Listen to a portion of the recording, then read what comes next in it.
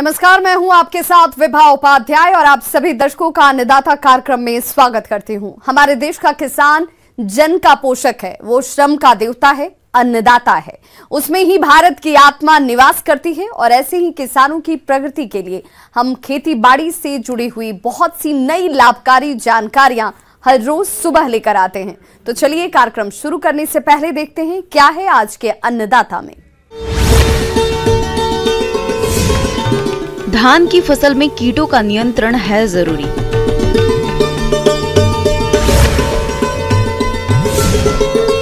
Shade net house में बैगन की उन्नत तकनीक से खेती।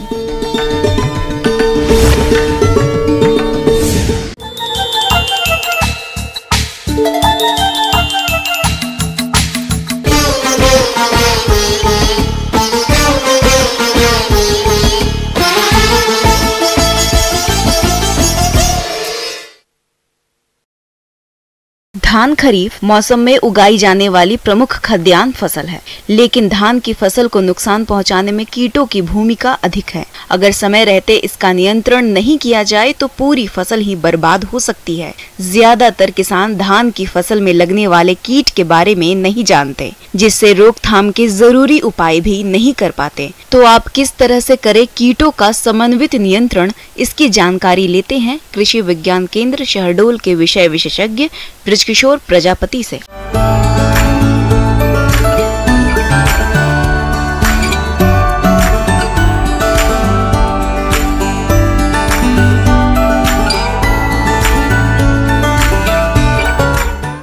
जो है हम धान की फसल में समसामयिक चर्चा करना चाहेंगे, क्योंकि हम सभी जानते हैं कि लगभग जो है हमारी धान की फसल जो है 80 से 90 दिन की हो गई है, हाइब्रिड की धानें, और वह गम्बोट की अवस्था में है, जिसको हम बुटिंग की अवस्था बोलते हैं। कुछ किसानों के यहाँ जो है पैनिकल इनिशिएशन की भी अवस्था आ चुकी है। तो चूँकि किसान भाइयों अभी मुख्य रूप से हमें सूचना मिल रही है कि तना छेदक कीट जो है मुख्य रूप से धान में देखने को मिल रहा है, तो उसके लिए आप पहचान सकते हैं कि जो लार्वा होता है, या हम शुरुआत से अगर बताएं तो इसकी जो मादा कीट होती है वह समूह में जो है अंडे पत्तियों पर देते हैं, जो गुच्छे के रूप में होते हैं। इसके ऊपर जो है हेयर बालनुमा संरचना होती है, तो यह इसकी पहचान है। और इसके बाद लार्वा निकलता है। यह लार्वा जो होता है पौधे का मुख्य तना जो होता है, उसके जो पत्ती सीट होती है, ऊतक होते हैं, कोमल ऊतक जो होते हैं, उसको तने के अंदर का खुरच कर खाते रहते हैं, जिसके कारण जो होता है मुख्य तना जो है सूख जाता है, डेड हार्ड जिसको बोला जाता है, और आप जब खींचेंगे तो बहुत आसानी से यह खिंच जाता है। अगर आप इन्फ्लोरेसेंस की अवस्था में है, मतलब फूल बनने की अवस्था है, दाना भरने की अवस्था में है, तो इसके कारण क्या होता है, दाने जो है पूर्ण रूप से जो है मुख्य तने में नहीं भर पाते, जिसके कारण उत्पादकता कम हो जाती है। तो किसान भाइयों, जब भी आप बुआई करते हैं तो निश्चित रूप से जो होता है उसमें नीम की खली जो होती है आप 150 किलो या 1.5 कुंटल जो होता है आप प्रति हेक्टेयर की दर से आप भुरकाव करें। इसके अलावा जो खेत के मेड़ होते हैं उसको निश्चित रूप से उस पर जो खरपतवार होते हैं आप उसको साफ सफाई करें, उसको काट पीट के हटा दें। ट्राइकोग्रामा उसका जो है 1 लाख जो होते हैं परजीवी को जो होता है 15 दिन के अंतराल में जो है 15 दिनों के अंतराल में 5 से 6 बार जो होता है फसल उत्पादन में अगर उपयोग करते हैं तो इसकी संख्या को नियंत्रण कर सकते हैं। इसी प्रकार से जो होता है हम अगर प्राकृतिक खेती या जैविक खेती के अंतर्गत कर रहे हैं तो निमास्त, ब्रह्मास्त्र, अग्नि अस्त्र जो होता है उसकी 2 से 3 लीटर मात्रा को जो होता है 200 लीटर पानी में घोलकर प्रति एकड़ की दर से आप छिड़काव कर सकते हैं। खेत में 10 से 12 लाइट ट्रैप लगाएं, इससे रात के समय कीट प्रकाश की ओर आकर्षित होकर फंदे में फंसकर मर जाएंगे। कीटों की निगरानी व उनको आकर्षित करने के लिए फेरामोन ट्रैप का प्रयोग खेत में करें। इससे खेत में कीटों की संख्या का भी पता लगाया जा सकता है। कीट प्रकोप के प्रारंभिक अवस्था में कीटों की रोकथाम के लिए नीम से बने कीटनाशी दवाओं का छिड़काव करें। तना छेदक की रोकथाम के लिए कार्बोफुरान 3G 20 किलोग्राम प्रति हेक्टेयर की दर से भुरकाव करें, या कार्टाप हाइड्रोक्लोराइड 4% 18 किलोग्राम प्रति हेक्टेयर की दर से घोल बनाकर छिड़काव करें। रासायनिक कीटनाशक के अंतर्गत जो होता है जैसे इमामेक्टिन बेंजोएट है 250 ग्राम मात्रा जो है 500 लीटर पानी में घोलकर प्रति हेक्टेयर की दर से आप छिड़काव कर सकते हैं।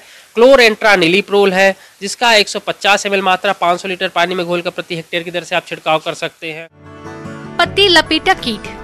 पत्ती लपेटक सूंडी हरे रंग के शरीर तथा गहरे भूरे रंग की सिर वाली होती है। इसकी लंबाई 2 से 2.5 सेंटीमीटर होती है। ये पत्तियों को दोनों किनारों को जोड़कर नाली नुमा रचना बनाती हैं। यह कीट उसी के अंदर रहकर हरे पदार्थ को खुरच कर खाती हैं। यह सूढ़ी 20 से 30 दिन के जीवन काल में कई पत्तियों को नुकसान पहुंचाती हैं। यांत्रिक नियंत्रण की बात करें तो कीड़ों के अंड समूहों, सूढ़ियों, प्यूपों तथा वयस्कों को इकट्ठा करके नष्ट कर दें। कीट ग्रस्त पौधों या उनके भागों को उखाड़कर जला दें। खेत में जगह जगह पर बांस खूंटियां लगाएं, जिससे पक्षी कीड़े खाकर नष्ट कर सके। मित्र कीड़ों का संरक्षण करें। खेत में 10 से 12 लाइट ट्रैप लगाएं। इससे रात के समय कीट प्रकाश की ओर आकर्षित होकर फंदे में फंसकर मर जाएंगे। अगर कीटों की संख्या अधिक हो और जैवनाशी से नियंत्रण नहीं हो पा रहा हो, तब रासायनिक कीटनाशी दवाओं का प्रयोग करना चाहिए। पत्ती लपेट कीट की रोकथाम के लिए मोनोक्रोटोफॉस दवा का 2 मिलीलीटर प्रति लीटर पानी के हिसाब से घोल बनाकर छिड़काव करें। मुख्य रूप से जो दाने भरने की अवस्था में या दाने जब भर रहे हैं तो मुख्य रूप से लगने वाले कीट जो है वो गंदी भग है, जो किसानों के द्वारा हमें प्राप्त हो रहे हैं। तो गंदी भग का आप पहचान सकते हैं। कीट जो होता है दाने जब भरते हैं तो उसके रस को चूस लेते हैं, जिसके कारण दाना जो है पूर्ण रूप से बालियों में भर नहीं पाता है और बालियाँ चाफी हो जाती है, मतलब दाने रहित हो जाती हैं। तो इस और दूसरी आप देखेंगे यह कीट के कारण क्या होता है, कीट महकता भी, तो यह भी एक आसान तरीका होता है पहचान का। तो उसके लिए जो है आप फिप्रोनिल नामक दवा जो होती है 0.3 ग्राम की जो होती है उसकी 25 kg मात्रा को जो है प्रति हेक्टेयर की दर से आपको भुरकाव करना होता है। या क्लोरपायरेफॉस का भी दस्ट होता है, मतलब पाउडर रूप में आता है, जिसका भी जो है आप 25 से 30 किलोग्राम मात्रा जो है प्रति हेक्टेयर की दर से आप रेत में मिलाकर छिड़काव कर सकते हैं। अब मुख्य रूप से दूसरा जो कीट होता है वह है केसवम। केसवम जो होता है हमारे क्षेत्र में बहुत ज़्यादा देखने को मिल रहा है, जिसमें देखेंगे कि जो इसके लार्वा होते हैं वो जो पत्तियों को गोल रूप से काट देते हैं, जिसके कारण पत्तियां जो होती हैं पानी में तैरते रहती हैं। तो इसके नियंत्रण के लिए जो है आप अगर पानी को खोल देते हैं, आपके पास अगर सिंचाई की सुविधा है तो इसके लार्वा पानी के तैर के साथ बाहर निकल जाएंगे और मेड़ को बंद कर दें। उसमें जो है 30 से 40 kg रेत में जो है 5 किलो जो है केरोसिन मिट्टी का तेल मिलाकर अगर आप छिड़काव करते हैं तो यह एक बहुत आसान तरीका है।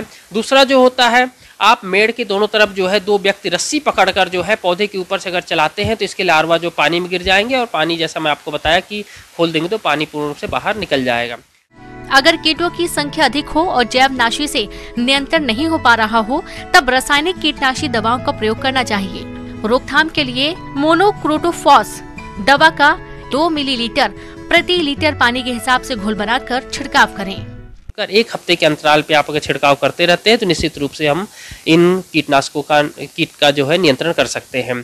किसान भाइयों, अभी तक आपने खेती से जुड़ी हुई कुछ उपयोगी जानकारियां देखी। अब लेते हैं एक छोटा सा ब्रेक, जल्द लौटेंगे और कार्यक्रम में आगे भी है खेती बाड़ी से जुड़ी हुई महत्वपूर्ण जानकारियां, तो बने रहिए हमारे साथ।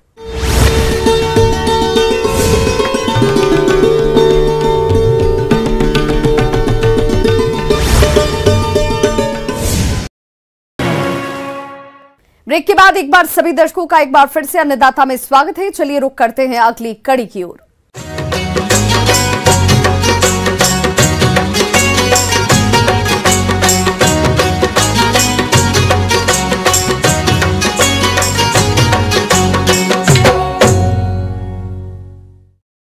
प्रदेश के बहुत से किसान भाई बैगन की खेती करके अच्छा खासा मुनाफा कमाते हैं, लेकिन इस समय जो किसान भाई शेडनेट हाउस में बैगन की खेती करना चाहते हैं तो बैगन की अधिक उत्पादन देने वाले किस्मों का चयन करके उर्वरकों का संतुलित मात्रा में उपयोग करते हुए इसकी खेती करते हुए समस्त कौन कौन सी बातों का खास ध्यान रखें, इसकी समस्त जानकारी के लिए हम आपकी मुलाकात कराते हैं विषय विशेषज्ञ डॉक्टर लवलेश से।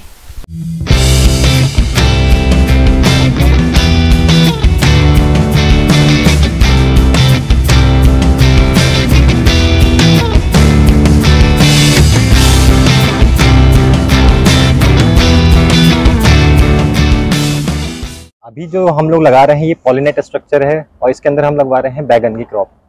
और इस वक्त जो बैगन लगा रहे हैं ये सारे के सारे सीडलेस ब्रिंजल हैं। देखिए, सबसे मेन चीज़ है कि अगर आप एक किले की बात करें, 1 एकड़ की बात करें तो 1 एकड़ में आपका 1 कट्टा DAP के आसपास पड़ जाएगा। ठीक है, जब आप खेत तैयार कर रहे हैं या फिर अगर आपका खेत तैयार हो चुका है, हो सकता है आप खाद नहीं डाल पाए, तो आप बेड बनाने के बाद आप बेड पे जो खाद है वो सारी की सारी डाल सकते हैं। उसमें फिर 30 कुंटल पर एकड़ के हिसाब से आपका वर्मी कंपोस्ट पड़ जाएगा, 8 कुंटल पर एकड़ के हिसाब से आपका नीम केक पड़ जाएगा, और जो DAP है हमारा वो 1 कट्टा पड़ जाएगा। और इस हिसाब से 1 कट्टा आप यूरिया डाल सकते हैं और 1 कट्टा आप MOP या फिर पोटाश आपको जिस फॉर्म में मिल जाए उस हिसाब से आप डाल सकते हैं। देखिए यहाँ जो बेड की दूरी है वो 2 मीटर के आसपास है, और जो हमारे पौधे से पौधे की दूरी रखी गई है इसमें एक बेड पे एक ही रो चलती है, एक लाइन चलती है ब्रिंजल के केस में। तो इसमें पौधे से पौधे की दूरी हम 60 सेंटीमीटर के आसपास रखते हैं। आपके 6400 के आसपास तक पौधे 1 एकड़ में आ जाएंगे, क्योंकि हमारे एक बेड पे एक ही पौधा लगता है। इसमें एक बेड पे मीन्स एक ही लाइन लगती है। देखिए पौधा लगाते वक्त सबसे मेन चीज है, जब आप पौधा लगा दें, जब आप ट्रांसप्लांट कर रहे हैं तो उसकी ड्रेंचिंग जरूर कर लें।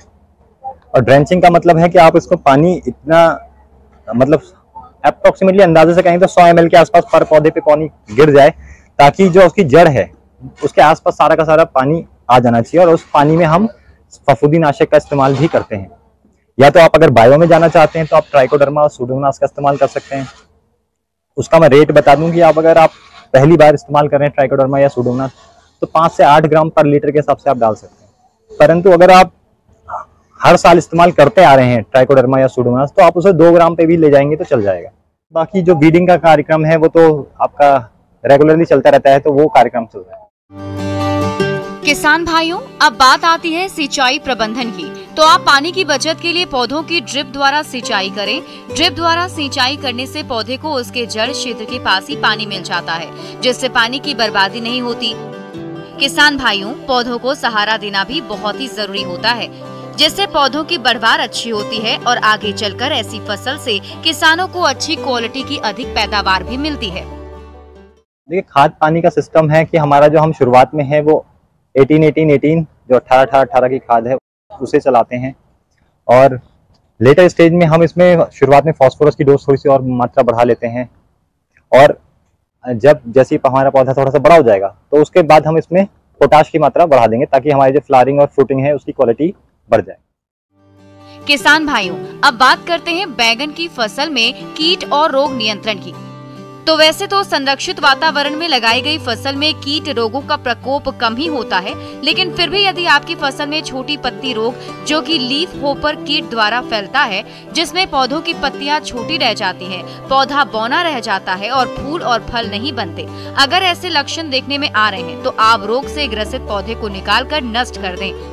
और रोग के नियंत्रण के लिए आप थियामेंथोक्साम दवा की 100 ग्राम मात्रा को 200 लीटर पानी में घोलकर प्रति एकड़ फसल में छिड़काव कर दें, जिससे आप इस रोग पर नियंत्रण पालेंगे।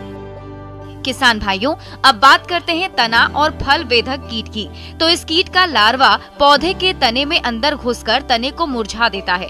इसके बाद ये लार्वा फलों में भी अंदर घुस जाता है, जिस कारण फल टेढ़े मेढ़े हो जाते हैं, जिससे किसानों को भारी नुकसान होता है। तो इस तरह के नुकसान से बचने के लिए आप कीट से ग्रसित फलों को तोड़कर नष्ट कर दें। इसके बाद इमामेक्टिन बेंजोएट दवा की 80 ग्राम मात्रा को 200 लीटर पानी में घोलकर प्रति एकड़ फसल पर छिड़काव कर दें, जिससे कि आप इस कीट पर काफी हद तक नियंत्रण पालेंगे। अगर इस समय अगर आपका लेट हो जाता है तो फिर थोड़ी आपकी फसल लेट हो जाएगी, क्योंकि ये आपके नवंबर लास्ट में आपकी तोड़ाई देनी स्टार्ट कर देगा। और ये ब्रिंजल सीडलेस ब्रिंजल है। ऐसा नहीं है कि इसमें 100% बीज नहीं होते, पर ना मात्र के बराबर बीज होते हैं और बहुत ही इमेच्योर सीड्स होते हैं। तो इसलिए कस्टमर इसको बहुत ही ज़्यादा अच्छे मतलब प्रेफर करते हैं, और मोस्टली जो हमारे जो कस्टमर हैं वो प्रेफर करते हैं इसको भरते के लिए। देखिए ये जो फसल हमने लगाई है, इसकी मैं उपज की बात करूं तो इसकी 7 से 10 केजी पर पौधे की आपकी उपज है। आगे और भी है खेतीबाड़ी से जुड़ी हुई बहुत सी रोचक जानकारियां, पर यहां रुकेंगे एक छोटे से ब्रेक के लिए। जल्द हाजिर होते हैं।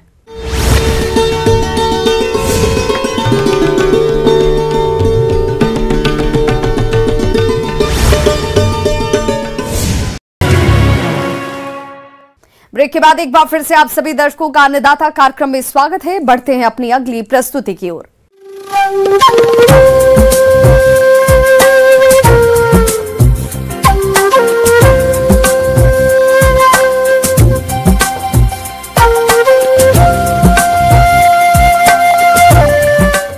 मौसम के अनुसार प्रबंधनों पर ही टिकी है आपकी खेतीबाड़ी, और इसलिए मौसम पूर्वानुमान और उस पर आधारित साप्ताहिक कृषि सलाह इस प्रकार है।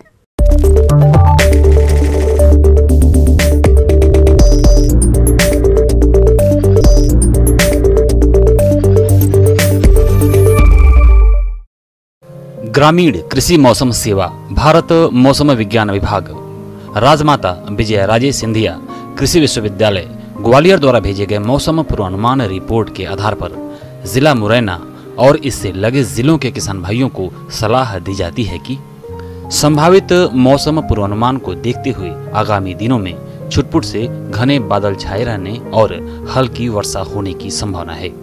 अधिकतम तापमान 32 से 36 डिग्री सेल्सियस और न्यूनतम तापमान 24 डिग्री सेल्सियस रहने और 11 से 16 किलोमीटर प्रति घंटा की औसत गति से मुख्यतः पश्चिम उत्तर व पूर्व उत्तर दिशा से हवाएं चलने का अनुमान है।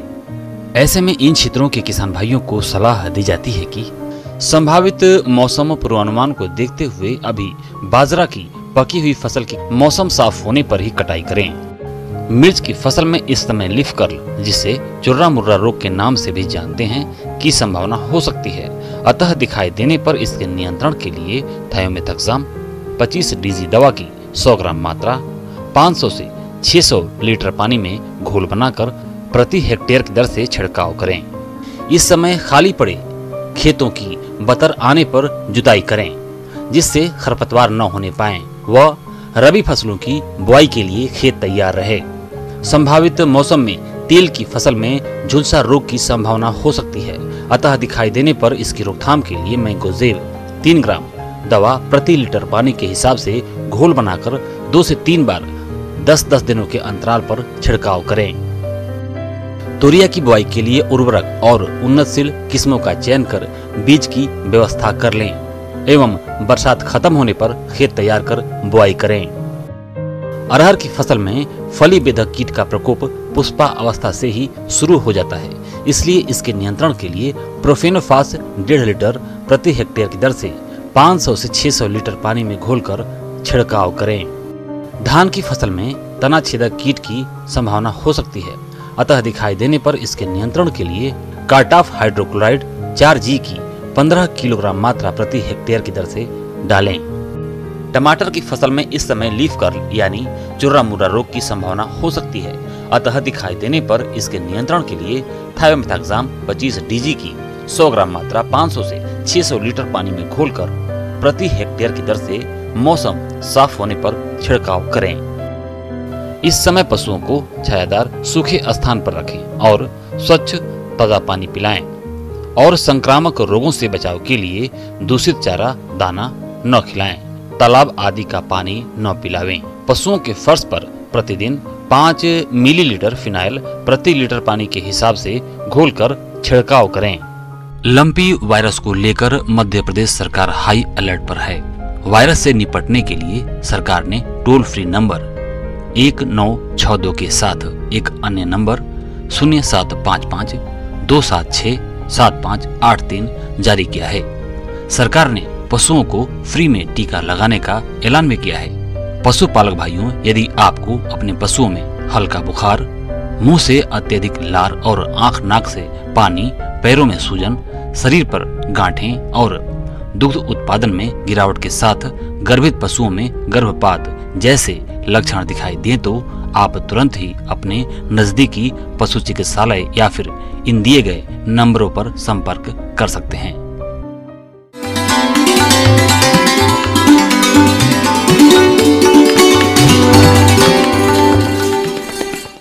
अन्नदाता हेल्पलाइन निःशुल्क फोन संपर्क सेवा के माध्यम से आपके द्वारा पूछे गए प्रश्नों में से 1 या 2 महत्वपूर्ण प्रश्न को हम अपने कार्यक्रम में शामिल करते हैं और इसी के तहत आज किसान का सवाल और उनका जवाब इस प्रकार से है। अन्नदाता निःशुल्क फोन संपर्क सेवा के माध्यम से पूछे गए प्रश्नों में से आज हमने जिस प्रश्न को कार्यक्रम में शामिल किया है उसे पूछा है ग्राम मेवरा, जिला ग्वालियर के कृषक उदित पचौरी ने। ये गाजर घास खरपतवार के नियंत्रण के बारे में जानकारी चाहते हैं। तो उदित पचौरी जी, आपकी जानकारी के लिए प्रस्तुत है कार्यक्रम का ये अंश।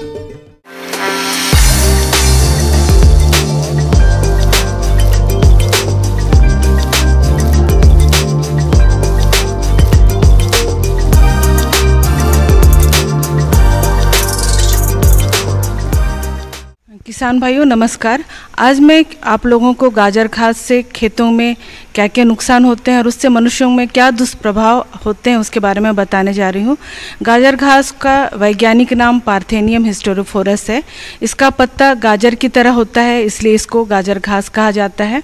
इसका दूसरा नाम चटक चांदनी, कांग्रेस घास, गांधी टोपी, इन सभी नामों के द्वारा भी इसको जाना जाता है। यह भारत के लिए एक समस्या बनती जा रही है।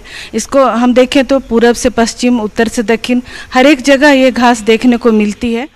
ये एक वर्षीय शाकीय पौधा है जिसकी लंबाई लगभग 1 से 1.5 मीटर तक हो सकती है। हर एक गाजर घास खरपतवार लगभग 1000 से 5000 बहुत ही छोटे छोटे बीज पैदा करता है। वैसे तो यह घास हर तरह के वातावरण में उग जाती है, मगर नम और छायादार स्थानों पर अधिक तेजी से उगती है। और ये जो घास है ये सबसे पहले 1955 में पूना में दिखा था, एक ही पौधा दिखा था, लेकिन आज हम लोग देखते हैं कि इतने सालों में पूरा भारत में पूरा फैल गया है और विकराल रूप ले लिया है। ये गेहूं का जब हम लोग आयात करते थे उस समय गेहूं के बीज के साथ एक बीज आया था और अभी पूरे भारत में फैलते जा रहा है। ये आप कृषि वाले क्षेत्रों में देखते हैं या फिर अकृषित क्षेत्रों में देखते हैं या सड़कों के किनारे या रेल लाइन के किनारे देखते हैं, आप हर जगह ये मिलता है। पहले तो ये अकृषित क्षेत्रों में ज़्यादा मिलता था या सड़कों के किनारे में ज़्यादा दिखता था, लेकिन अब हम लोग देखते हैं कि हमारे खेतों में भी ये पसरता जा रहा है। ये कृषि के लिए, मनुष्यों के लिए, पशुओं के लिए और पर्यावरण के लिए, साथ ही जैव विविधता के लिए भी ये बहुत खतरा बनते जा रहा है। तो हम लोगों को हर एक को इसमें जागरूक होना है कि ये घास हमारे लिए बहुत हानिकारक है। इससे मनुष्यों में बहुत सारे दुष्प्रभाव होते हैं, साथ ही ये पशुओं में भी चर्म रोग जैसे रोगों को करते हैं। और जब पशु चरते हैं, इस घास को खा लेते हैं, तो उनके दूध में पार्थेनिन नामक जो विषैला पदार्थ है जो पार्थेनियम से के द्वारा खाने से होता है, वो उनके दूध में आ जाता है और उसके कारण ये मनुष्यों में एलर्जी या चर्म रोग ऐसे बीमारी होने लगता है। इसका नियंत्रण करना भी बहुत ज़रूरी है। ये भी अन्य खरपतवारों की तरह हमारे खेतों में फसलों के जो भी पोषक तत्व हैं उनके जल एवं प्रकाश के लिए फसलों से वो प्रतियोगिता करते हैं और फसलों को बढ़ने नहीं देते, जिससे कि उनका फसलों का बढ़वार कम होता है और उससे उपज भी कम होने लगती है। इसके नियंत्रण के लिए ऐसे कीटों को रखा जाता है जो गाजर घास को अच्छी तरह से नष्ट करने में सक्षम होते हैं और अन्य उपयोगी फसल या वनस्पतियों पर कोई विपरीत प्रभाव नहीं डालते। जून से अक्टूबर के प्रथम पखवाड़े में बीटल कीट अधिक सक्रिय रहता है और 1 एकड़ के लिए लगभग 3 से 4 लाख कीटों की आवश्यकता होती है। केशिया, टोरा, गेंदा, ट्रोफेशिया, परपुरिया, जंगली, चलाई जैसे कुछ पौधों की बुवाई मानसून से पहले अप्रैल मई में करने से गाजर घास ग्रसित क्षेत्र का प्रसारण कम होने लगता है। और इसलिए इस घास को नियंत्रित करना चाहिए और कोशिश रहना चाहिए कि फूल आने से पहले ही इस घास का नियंत्रण कर दें, क्योंकि फूल आने से फूल में भी इसमें अंकुरण की काफ़ी क्षमता होती है। वो जब मैच्योर या जब तक पूरी तैयार नहीं होते हैं फिर भी ये फूल अंकुरण हो जाते हैं और एक पौधा से करीब करीब 25,000 पौधे बन सकते हैं। इसलिए यही कारण है कि इतने ज़्यादा मात्रा में फैलते जा रहा है और पूरे गाँवों में, देहातों में या फिर खेतों में भी ये अपना पैर पसार रहा है। तो कोशिश करना चाहिए कि पौधों को हाथ में दस्ताना पहन करके उखाड़े या फिर बहुत ज़्यादा है तो रसायन का भी प्रयोग कर सकते हैं। इसके लिए हम ये ग्लाइफोसेट जैसे दवा है उसको वैसे रसायन का प्रयोग करें जो 0.5 से लेके 0.5 से लेकर के 1 किलो प्रति हेक्टेयर के हिसाब से, यानी कि करीब 5 मिलीलीटर प्रति लीटर पानी के हिसाब से घोल बना करके आप छिड़काव कर सकते हैं।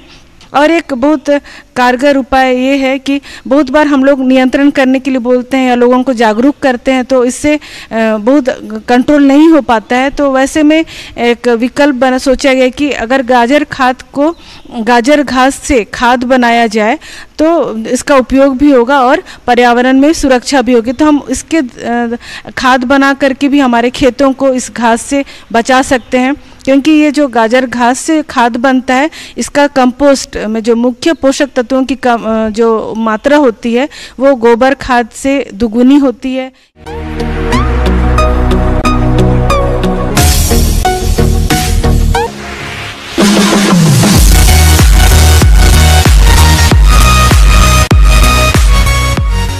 आइए अब एक नजर डालते हैं राज्य के कुछ चुनी हुई मंडियों के प्रमुख फसलों के बाजार भाव पर।